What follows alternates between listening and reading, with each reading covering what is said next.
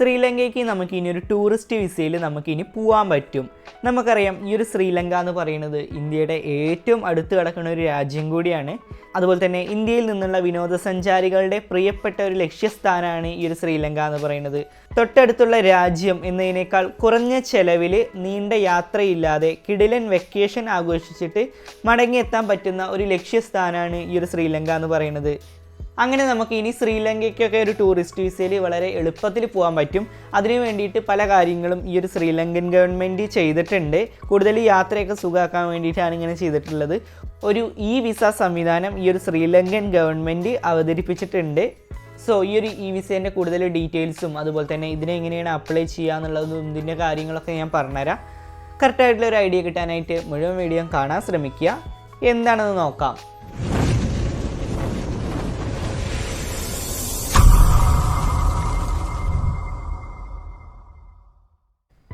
Hi everyone, it's me Shyam and this is Wayfarer Insights. Okay, എന്തായാലും ഈ ഒരു ശ്രീലങ്കയ്ക്ക് ഈ ഒരു വിസ വഴി നമുക്ക് എങ്ങനെയാണ് പോകാൻ പറ്റുക എന്നുള്ളത് നോക്കി നോക്കാം.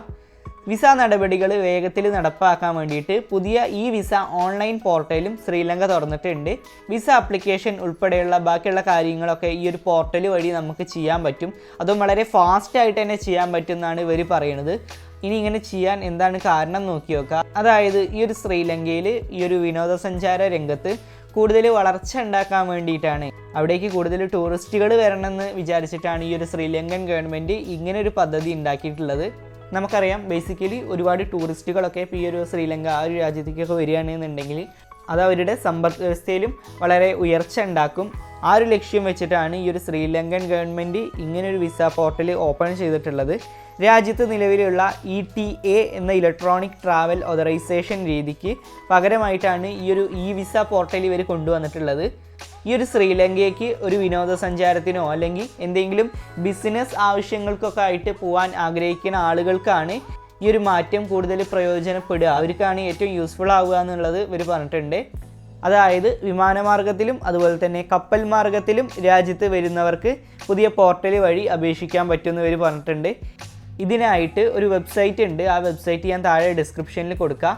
അതുപോലെ തന്നെ നൈജീരിയ, കാമറൂണ്, ഗാന, ഐവറി കോസ്റ്റ്, സിറിയ, തെക്കൻ കൊറിയ ഈ രാജ്യത്തുള്ള ആളുകൾക്കൊന്നും ഈ ഒരു വിസ സൗകര്യം ലഭ്യമല്ല എന്നുള്ള കാര്യം കൂടി ഇവർ പറഞ്ഞിട്ടുണ്ട്.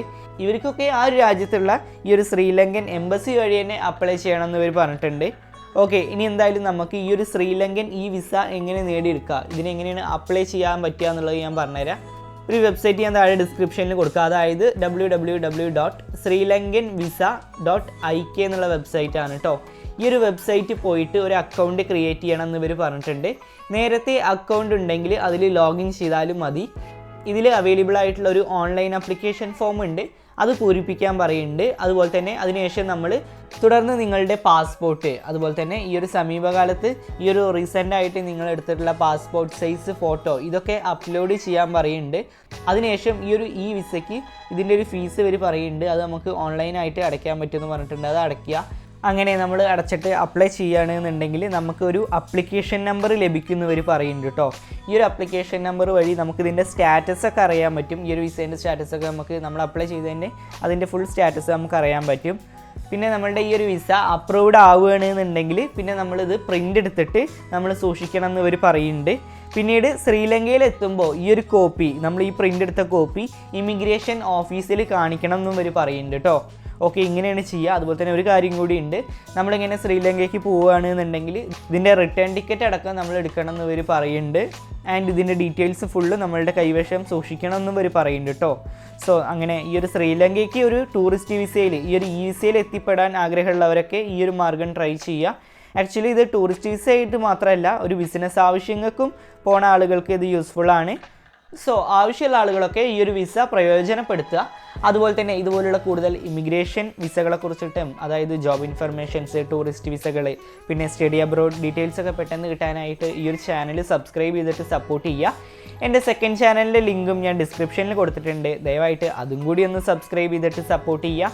And finally it's me Shyam and this is Wayfarer Insights and this channel won't disappoint you and thanks for watching.